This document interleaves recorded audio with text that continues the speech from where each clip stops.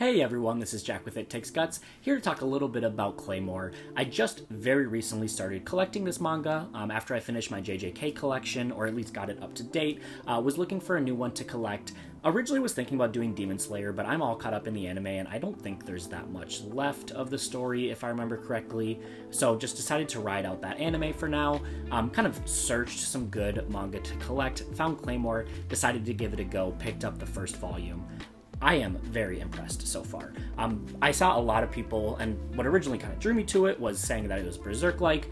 I do think it has those nuances. I don't think it is on Berserk level, but I'm also a fanboy, so here on this channel, we don't really think anything's on that level, but still, just really enjoying the ride so far. I've always really been drawn to female protagonists and hearing their story and their side of things, and I think Claire is a great protagonist. I didn't know much about this going in at all, so starting it off kind of showing the village and unrest, the Yoma's on the loose.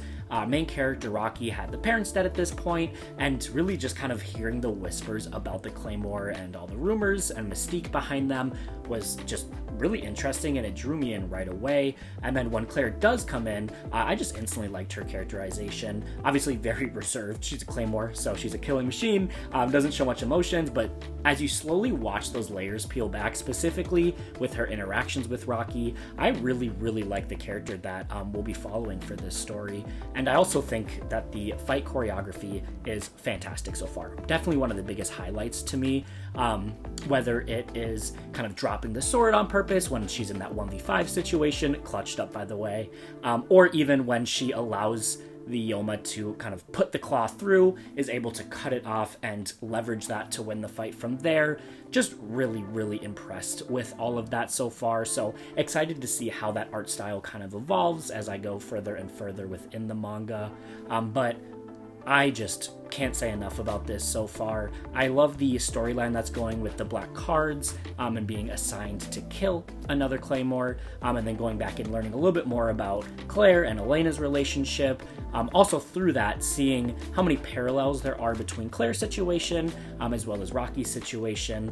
Of course, big difference being that Claire was able to be turned into a Claymore, but kind of like when Rocky follows and she just assumes that he was banished from the village. I think that was a really nice touch, and it kind of draws this connection between those two characters that I'm really excited to see develop as it continues. One other nuance that I would definitely point out, I love isolation horror, and specifically one of my favorite movies of all time is John Carpenter's The Thing, and this story almost has a little bit of an element of that, of the guess who's the monster, the suspicion, kind of the miasma that's surrounded by these characters and their relationships with one another, knowing that there's a chance that one of them is no longer who he originally was.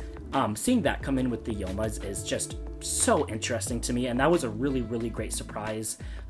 Just loved seeing that there's that element to the story, and that the Claymores are there to almost be like sleuths and detectives before they then turn into hunters. One of the things that I'm really excited to see as the narrative progresses is how Claire and other Claymores fight to maintain their humanity.